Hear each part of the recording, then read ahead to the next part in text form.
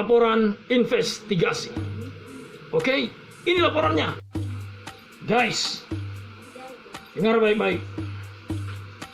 Orang yang berkerumun itu mau dengan alasan diundang atau tidak diundang, datang dengan kemauan sendiri, rame-rame atau sendiri-sendiri, lalu kemudian berada di suatu tempat, lapangan terbuka, lapangan tertutup, rumah ibadah, kafe, apalagi sekolah, tempat kerja, mall, dan lain sebagainya.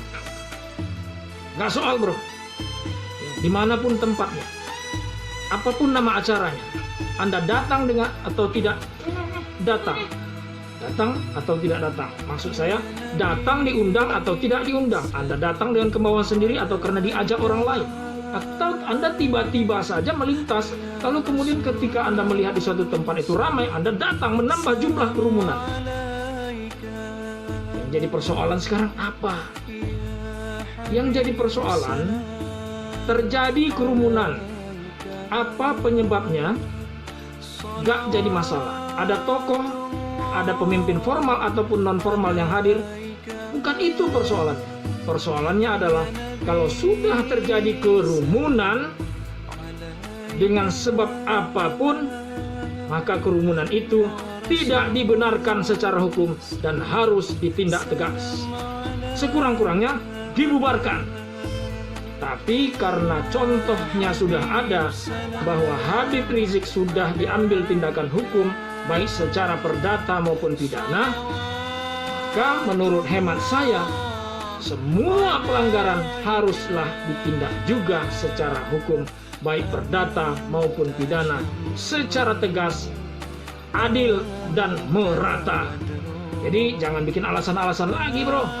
Ya, gak masuk akal bagi kita untuk mengatakan bahwa orang yang berkumpul itu, oh ini kan kunjungan kerja, oh itu kan orang yang tiba-tiba datang, mereka terpanggil, bagaimana menghindarinya? Yang di sana itu kan sengaja diundang, acaranya sengaja dibuat. Ente sadar atau tidak?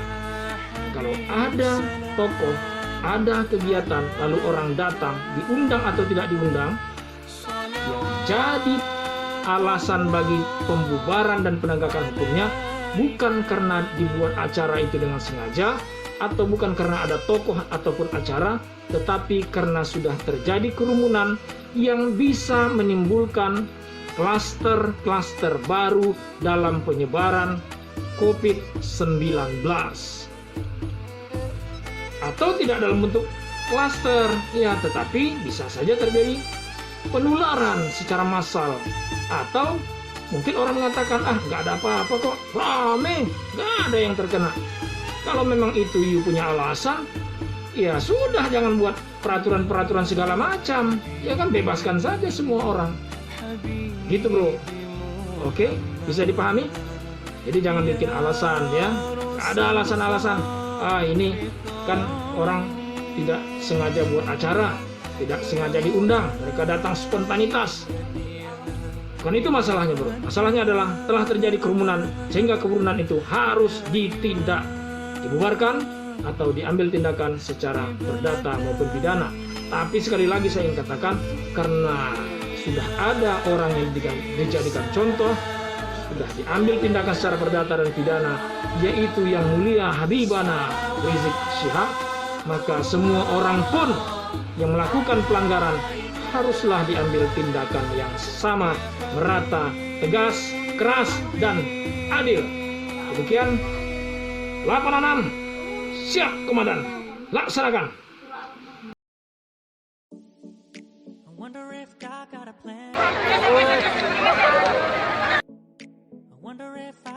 Take a second run, 'cause I carry on getting sad and getting stuck. What I wouldn't give for a life that doesn't suck.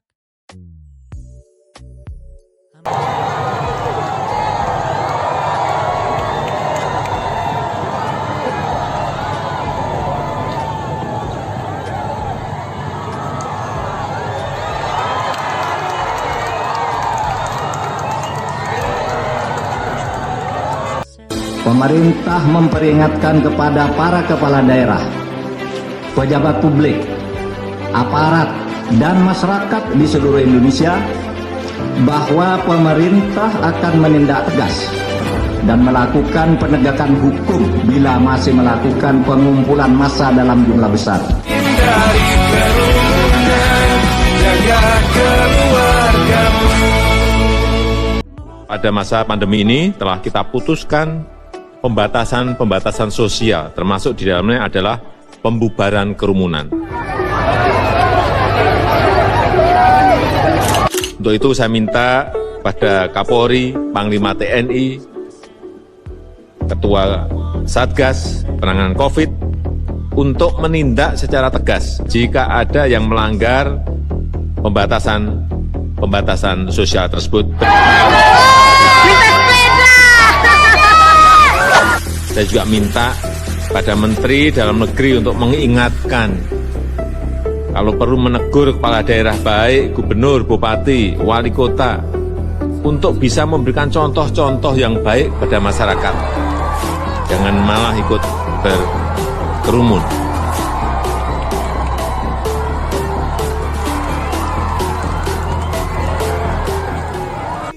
Ini kerumunan Habib Rizik. Ini kerumunan Joko Widodo. Beliau ulama. Beliau presiden. Beliau sekarang masuk penjara gara-gara kerumunan.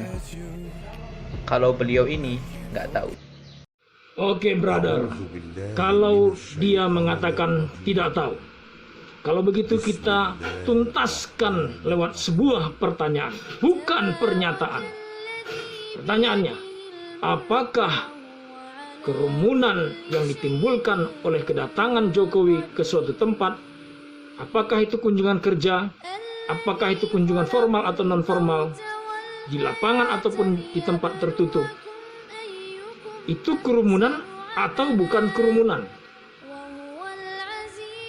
Sudah dijawab oleh Polri.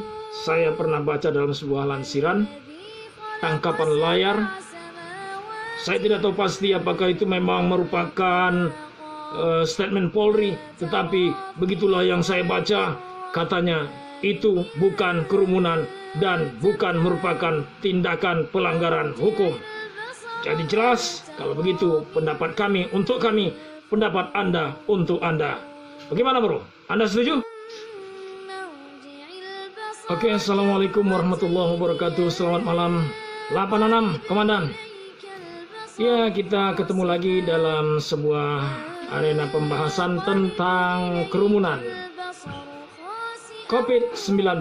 Ya, sudah ada undang-undangnya, sudah ada peraturan-peraturannya.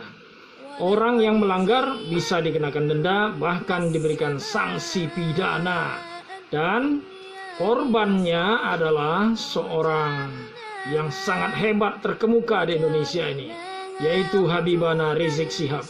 Sungguh sangat menyayat hati bagi setiap muslim karena beliau adalah zuriat Nabi. Tetapi yang paling ironis adalah ternyata yang melakukan kerumunan itu bukan hanya Habib Rizik. Banyak tokoh-tokoh lain yang juga melakukannya, apakah itu tokoh formal maupun tokoh non-formal. Terlepas dari para tokoh-tokoh itu, sebenarnya kerumunan tetap terjadi, ada di rumah ibadah, ada di lapangan, melaksanakan kegiatan misalnya ya peringatan keagamaan. Rumah-rumah ibadah tetap ramai dari begitu banyak agama di Indonesia. Itu semua melaksanakannya, guys. Jadi Anda tidak usah berbohong terhadap yang demikian itu. Nah, kadang-kadang di tempat kerja juga tidak bisa terhindar, ya kan? Ada seorang pelanggan yang datang ke mall. Dia mengatakan gak ada gunanya sebenarnya peraturan pemerintah ini. Kenapa? Karena toh seperti mall ini, ya mall ini kan kerumunan juga. Apakah pemilik mall ini senang kalau pelanggannya tidak datang atau yang datang cuma sebagian? Tentu dia sangat berharap dan dia tetap membuat promosi agar pelanggannya ramai. Kalau sudah ramai, apa yang terjadi? Kerumunan. Sekalipun ya 3M, menjaga jarak, mencuci tangan, memakai masker tetap dilakukan. Tetapi isu tentang COVID, Corona ini kan sangat luar biasa, ya kan? Dia katanya bisa menembus, masker ini bisa ditembus, bro. Jadi ya sebenarnya new normal ini abnormal ya guys. Oke, sekarang mari kita lihat ya video-video berikut ini. Itu menggambarkan sesuatu yang ya menurut Anda seperti apa? Ya kan, ada kerumunannya Habib Rizik, ada kerumunannya Raffi Ahmad dan Ahok, ada kerumunannya masyarakat bersama Presiden Jokowi yang notabene sebenarnya justru menjadi orang yang memerintahkan agar mengambil tindakan tegas terhadap siapapun yang melakukan kerumunan. Kenapa saya katakan kepada siapapun?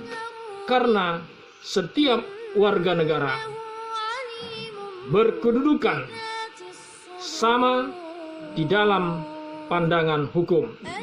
Jadi setiap orang sebenarnya harus diproses secara hukum. Tetapi kalau saya tidak salah, kemarin ada dilansir pernyataan Polri yang mengatakan bahwa ya Presiden itu tidak melanggar hukum, ya, karena beliau sedang melaksanakan tugas, tiba-tiba datang masyarakat, lalu kemudian tercipta kerumunan.